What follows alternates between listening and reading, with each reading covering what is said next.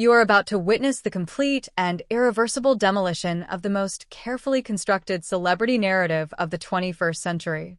And I need you to pay very close attention, because the information I am about to share is not speculation. It is not gossip. It is a forensic accounting of a trap closing from so many directions at once that even the most sophisticated public relations machine on the planet can no longer outrun the truth.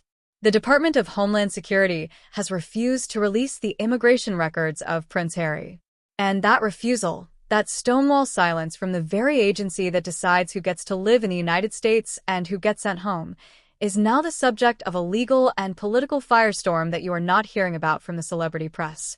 The man who has spent 7 long, obsessive, and utterly fearless years following the threads that every other mainstream journalist refused to even acknowledge, let alone pull, has just said something on the record that cannot be unsaid, cannot be retracted, and cannot be spun.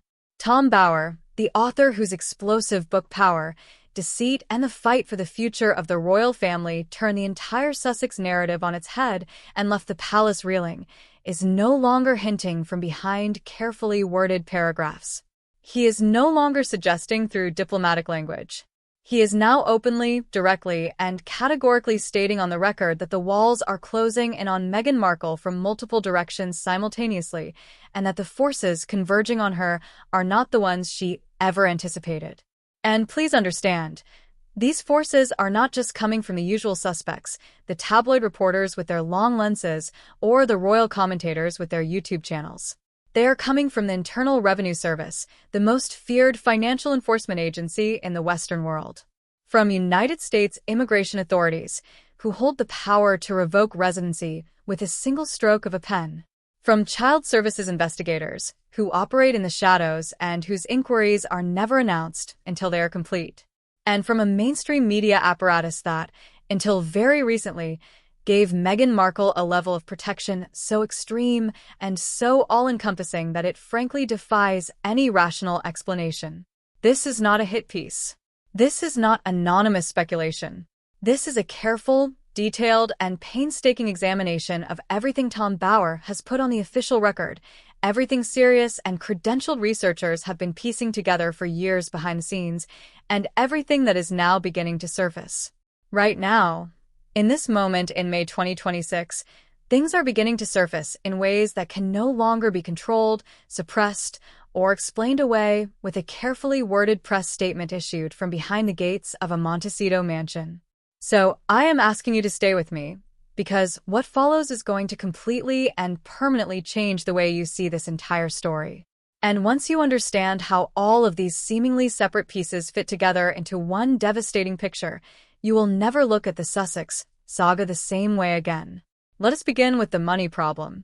Because money is always where the truth lives, buried beneath the public relations spin like a skeleton beneath a marble floor.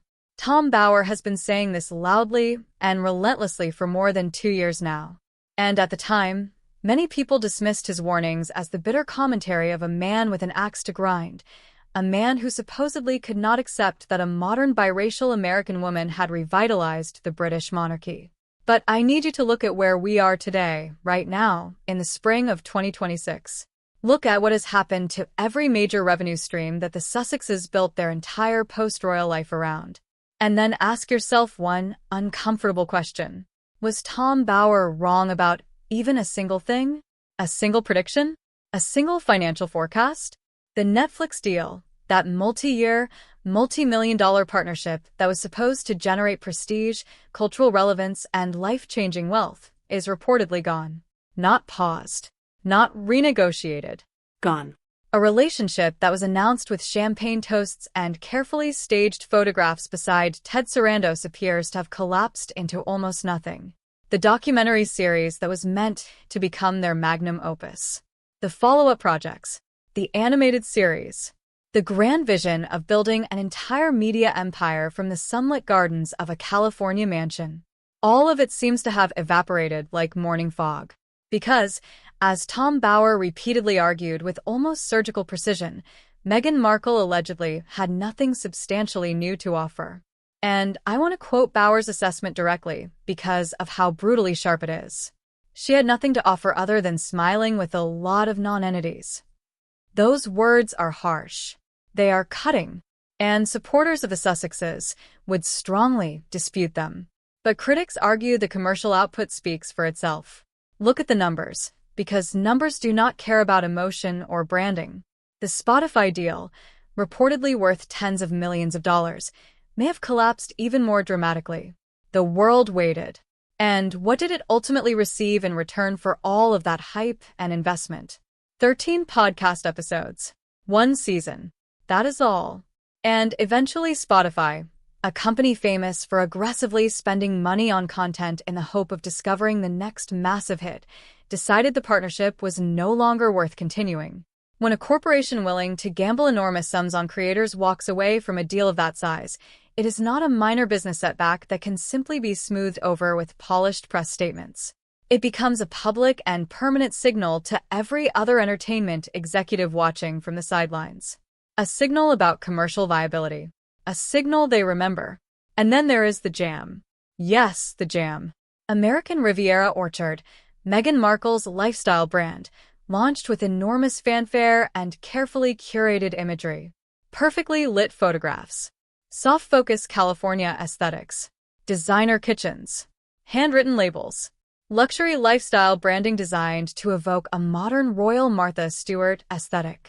But critics argue the launch quickly became symbolic of a larger pattern. Huge anticipation. Massive publicity. Very little substance. Wide-brimmed hats arranging flowers. Celebrity gifting campaigns sending jars of strawberry preserves to influencers with handwritten notes. Meticulously crafted imagery of domestic elegance and effortless California chic. And then, after all of that noise, all of that branding, and all of that marketing expenditure, almost nothing. The jam is reportedly not selling. The brand appears to be struggling. And the lifestyle empire that was supposed to transform Meghan Markle into the next Martha Stewart, a domestic goddess for the modern era, has yet to generate the kind of commercial momentum that would justify even a fraction of the hype surrounding its launch. And here is the number, the cold, hard number that Tom Bauer keeps returning to with the persistence of someone convinced he has found the loose thread capable of unraveling the entire tapestry. Their lifestyle reportedly costs a minimum of £3 million per year after tax. £3 million. Let that figure sit in your mind for a moment. That is not the ceiling. That is the floor. That is the minimum amount required simply to maintain the Montecito mansion with its 16 bedrooms, infinity pool, manicure gardens, and sprawling California estate aesthetics. That figure includes the private security detail that costs more than many people earn in a decade, the household staff, the international travel, the designer wardrobe, the carefully choreographed public appearances, and everything else required to perform the role of the Duke and Duchess of Sussex before a global audience that critics argue is becoming increasingly indifferent, and in some corners, increasingly hostile. Think about that number carefully. £3 million per year after tax, merely to stay afloat. Now add the cost of launching a commercial brand from scratch. The marketing, the production teams, the lawyers. Add the endless legal battles with British tabloids, battles that generate headlines but no direct income. Add the public relations professionals working around the clock attempting to manage a narrative that critics claim is collapsing beneath the weight of its own contradictions. Add the private jets, the 5-star hotels, the entourage, all the trappings associated with people who still insist on being treated like royalty despite having walked away from the institution that granted them that status, and then publicly criticizing it on global television. The real annual expenditure of the Sussex household is therefore almost certainly far higher than £3 million. Possibly double. Possibly triple. Especially once you factor in the hidden costs that never appear on public balance sheets. And against that enormous and constantly growing level of expenditure, there is one brutally simple question. What exactly is still coming in? The Netflix deal appears finished. The Spotify deal is gone. The jam is reportedly not moving. The podcast has been canceled. And the speaking fees, the massive corporate event paydays that Prince Harry and Meghan Markle once commanded simply for appearing on stage and telling their story, reportedly appear to be drying up as well. Because eventually, even celebrity audiences begin asking the same question investors ask. What comes next?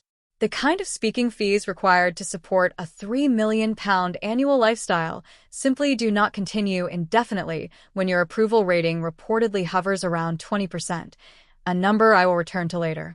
And the brand partners who once fought desperately for Sussex association now appear to be moving in the opposite direction as quickly as their communications teams can carry them. The Sussex financial picture, as Tom Bower has documented with the relentless focus of an investigator convinced he knows exactly where the bodies are buried, is not merely concerning. It is not just a temporary cash flow issue. Critics argue it increasingly resembles a full-scale liquidity crisis unfolding in real time. And the people who truly understand high finance are beginning to examine the widening gap between the visible lifestyle and the publicly identifiable income streams. And they're asking questions that cannot simply be answered with a wellness blog post. Now, ask yourself the same question Tom Bower has reportedly been asking publicly for years, a question that cuts directly into the heart of the American legal and tax system. When your income streams collapse, but your spending does not even slow down, when you continue living like a billionaire while revenue disappears one deal at a time, who eventually comes knocking on your door in the United States of America? According to critics and commentators raising these concerns, the answer is simple. The Internal Revenue Service. Calls for closer scrutiny of the finances surrounding the Duke and Duchess of Sussex are no longer coming exclusively from fringe internet commentators. They are increasingly being discussed by financial analysts, tax specialists, former prosecutors, and forensic accountants who understand how American tax law functions and who recognize the kinds of discrepancies that can trigger official attention. These observers point to the apparent gap between publicly known revenue streams and the visibly expensive lifestyle associated with the Sussex household. And they are asking serious questions. When numbers fail to align, the IRS notices. That is precisely what the system is designed to do. And when apparent inconsistencies continue across multiple years while individuals maintain multi-million-dollar properties, private jet travel, extensive staffing, and luxury lifestyles, critics argue that scrutiny naturally intensifies. The IRS does not merely send polite letters forever. It investigates. And historically, federal investigations have brought down billionaires, corporations, organized crime figures, and even presidents. That is why some observers believe the financial side of the Sussex story could become far more significant than the celebrity gossip surrounding it. Tom Bower repeatedly warned about this trajectory years ago, long before many of the current commercial setbacks became visible. And one of his central arguments was this.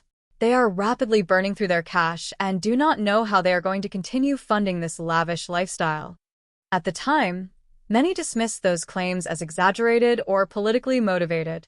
But critics now argue that several of the predictions surrounding collapsing deals, declining influence, and mounting financial pressure appear increasingly difficult to ignore. And that is why the financial questions surrounding the Sussex household, the uncomfortable, unresolved questions about sustainability, spending, revenue, and long-term viability, are becoming harder and harder to dismiss. The questions surrounding the Sussex finances, questions about where the money comes from and where it goes, are not fading away. They are intensifying with every passing week. And the people asking those questions are no longer just journalists. Critics claim they increasingly include agencies and investigators with subpoena power. But hold that thought for a moment. The image of auditors examining Sussex finances, because the financial pressure is only the first wall critics believe is closing in. What comes next is the visa issue. And according to commentators like Tom Bower, the legal questions surrounding Prince Harry's immigration status are potentially even more explosive than the financial speculation. Now, let us talk about the visa controversy that refuses to disappear. The story many critics argue the mainstream American media has been unusually reluctant to pursue aggressively. Prince Harry's United States visa status. At the center of the controversy is a straightforward legal question tied to American immigration law. Under the Immigration and Nationality Act, past drug use can affect visa eligibility depending on disclosure, waivers, rehabilitation findings, and the specific circumstances of the applicant. And that is where critics argue the situation becomes politically sensitive. Because in his memoir Spare, Prince Harry openly discussed past use of cocaine, cannabis, and psychedelic mushrooms. Not anonymously, not through leaked reports. In his own published words, later narrated again in the audiobook edition distributed worldwide. And critics argue those admissions immediately created serious immigration questions. The reason this issue resonates so strongly with some Americans is because ordinary visa applicants are frequently scrutinized over far smaller incidents. People have faced denials or complications over minor possession charges, youthful mistakes, or long-past admissions involving controlled substances. Families are separated. Careers are disrupted. Applications are rejected. So the question legal commentators continue asking is simple. Was Prince Harry treated differently because of his status, wealth, and political connections? And if so, why? That is the core issue driving the controversy.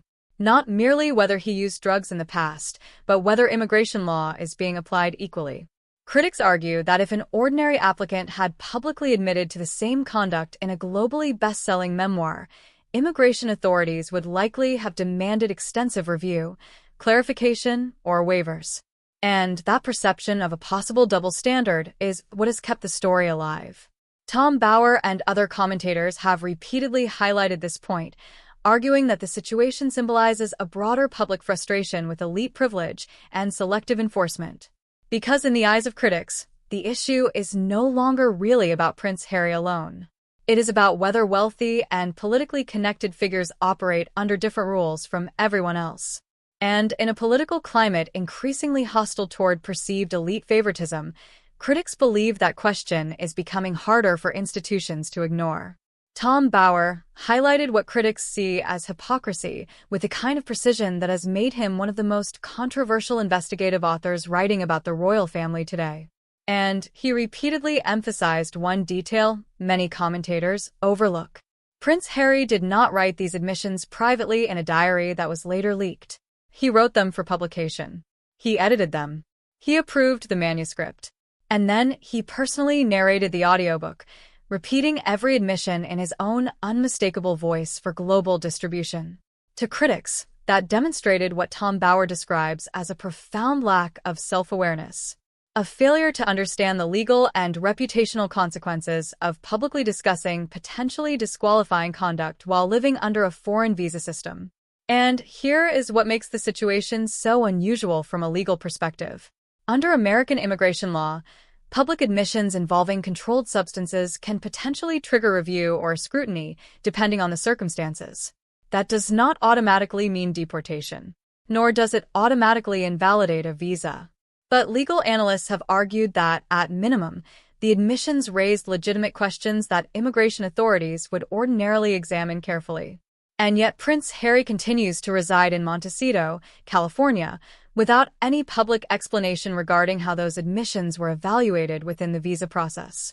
That absence of transparency is precisely what has fueled the controversy. The Heritage Foundation, a conservative think tank, filed Freedom of Information Act requests seeking records connected to Prince Harry's immigration status. Those requests became tied up in litigation and procedural disputes, which only intensified public speculation. Critics interpreted the resistance to disclosure as evidence that special treatment may have occurred. Supporters argued the government was simply protecting normal privacy rights that apply to immigration records generally. But the central question never disappeared. Would an ordinary visa applicant have received the same treatment? That is the issue commentators like Tom Bower continue pressing. Because critics believe the broader public increasingly sees this case as symbolic of elite exceptionalism, the perception that wealthy and politically connected people operate under different rules than everyone else. And in an American political environment that has become increasingly hostile toward perceived institutional favoritism, critics argue that perception is politically dangerous. The concern among commentators is not necessarily what happened years ago. It is what happens if political leadership changes and new officials decide to revisit the issue aggressively. Because in Washington, political protection can disappear very quickly when administrations change. And if immigration authorities or congressional investigators ever formally reopen questions surrounding visa disclosures, waivers, or preferential treatment, critics believe the consequences could become extremely serious for the Sussexes' American life. Their California residency, their access to American financial and media markets, their long-term plans for raising their children in the United States. All of it depends on Prince Harry maintaining secure legal residency status. And that is why the visa issue continues to generate so much attention. Now, I need to address something especially sensitive. Questions involving children should always be handled carefully, responsibly, and without sensationalism. And this is where many online discussions surrounding the Sussex family cross dangerous lines. There are internet commentators and researchers who have raised questions about public timelines, media access, and deviations from traditional royal birth presentation protocols surrounding Prince Archie and Princess Lilibet. These discussions often focus on differences between the Sussex approach and long-established royal traditions such as hospital step photo opportunities, formal announcements, and public documentation practices. However, it is important to state clearly, there is no verified evidence supporting many of the more extreme conspiracy theories circulating online, and speculation involving children, parentage, or private medical matters should be approached with extreme caution and responsibility. What can fairly be said is that Prince Harry and Meghan Markle deliberately chose a far more private approach to family life than previous generations of senior royals. That departure from precedent created intense speculation, fueled online theories, and generated continuing public fascination. But speculation alone is not proof. The documentation surrounding the births of their children was undeniably different from previous royal precedents, and for some observers, the explanations provided never fully resolved their questions. And then there is the age controversy. At first glance, it might seem trivial, the kind of biographical detail better suited to a trivia game than serious analysis. But critics argue the issue matters because, if true, it would affect timelines connected to multiple parts of Meghan Markle's public narrative. Tom Bower's work has been highly detailed when examining inconsistencies and disputed elements within Meghan's biography. And some researchers, relying on publicly available records, interviews, and claims made by family members including Samantha Markle, have speculated that Meghan Markle may be older than her publicly reported age. However, it is important to stress clearly, there is no verified evidence proving that claim. The official public record states that Meghan Markle was born in 1981, and that remains the accepted factual timeline. Still, critics continue raising questions based on conflicting recollections and anecdotal testimony.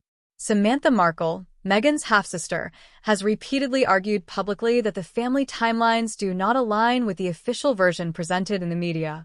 Supporters of Meghan dismiss these claims as unreliable family disputes. Critics argue they deserve further scrutiny.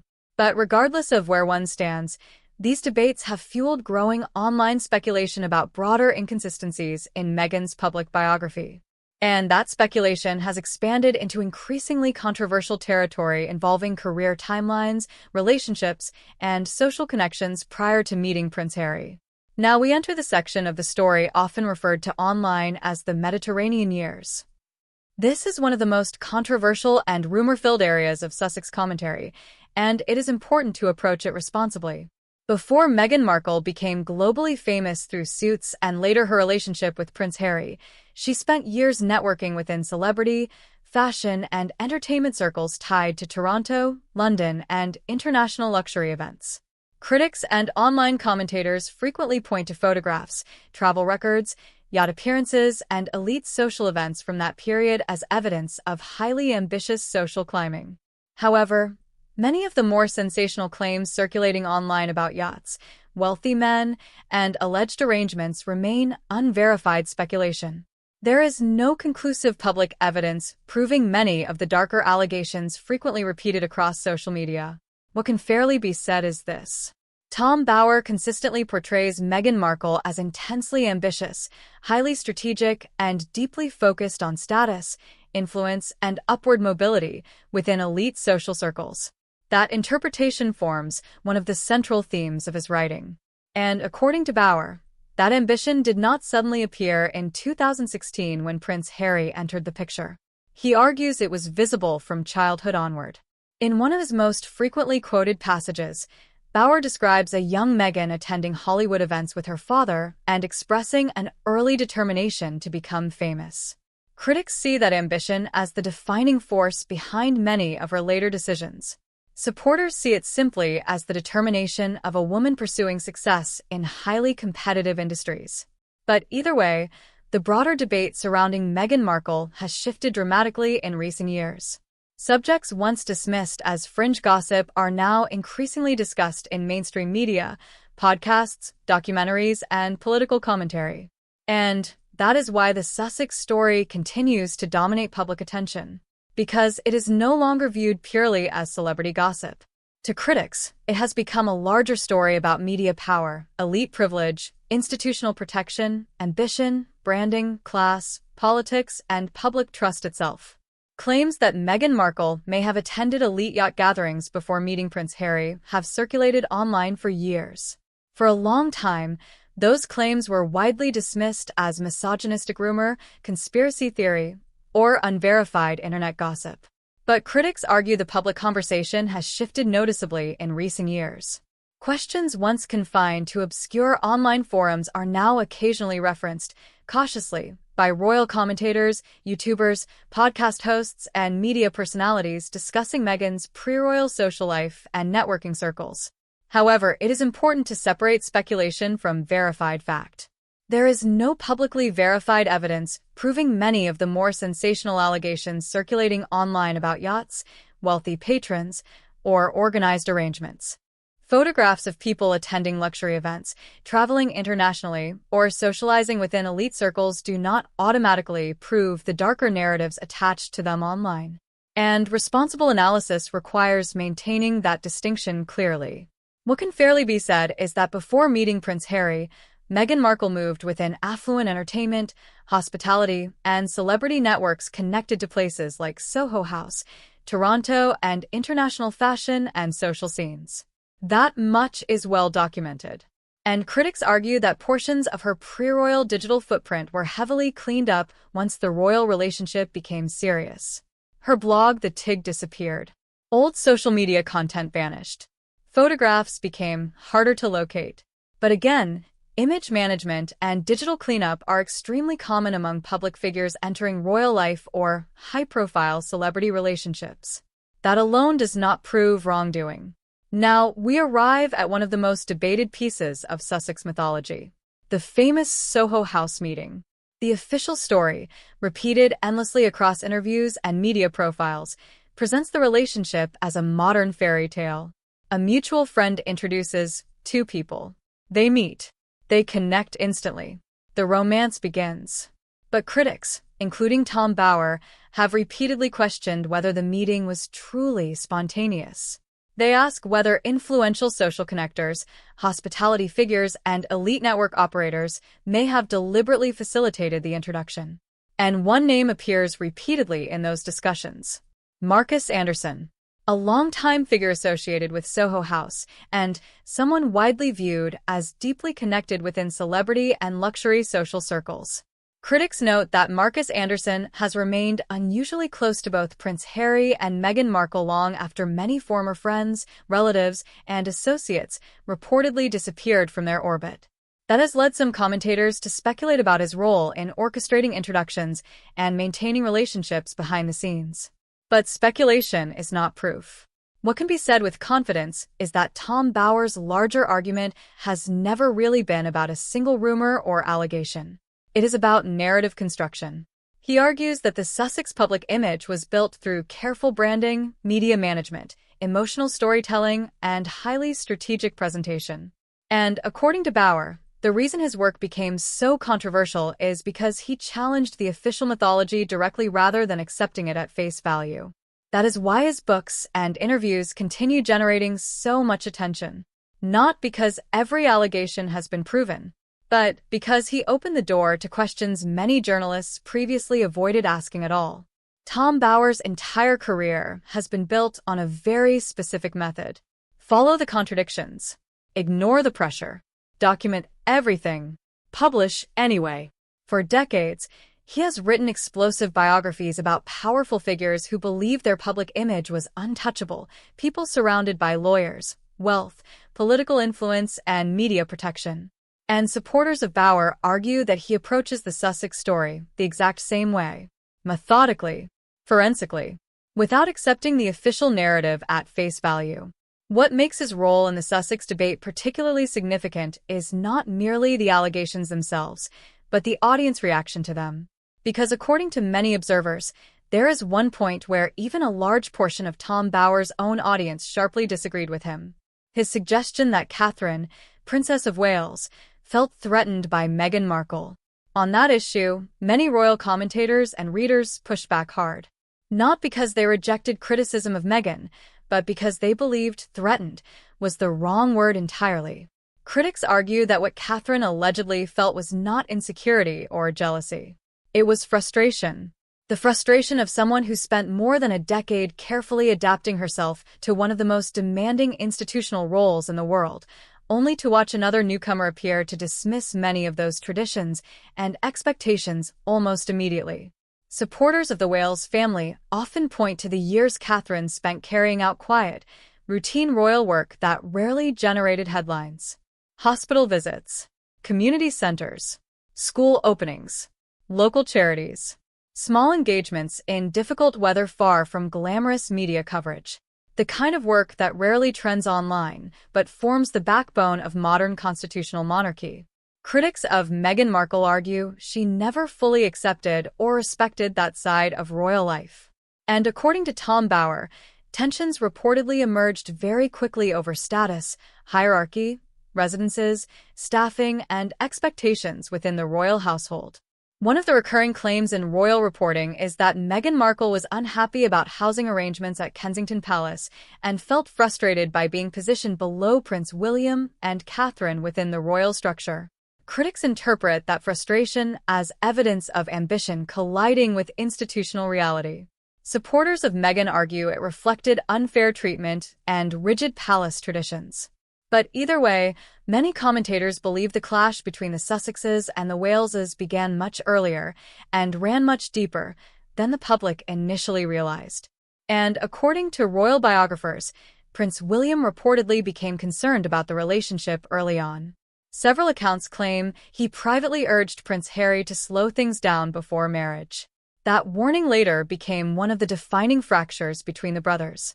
To critics, William saw instability coming long before the public did. To Sussex supporters, it represented elitism and institutional resistance toward Meghan from the beginning. And that is ultimately why the Sussex story remains so polarizing, because nearly every event within it can be interpreted through two completely opposite lenses. One side sees manipulation, ambition, and narrative control. The other sees prejudice, institutional hostility, and media scapegoating. And somewhere between those competing interpretations is the reason the story continues dominating global attention years later.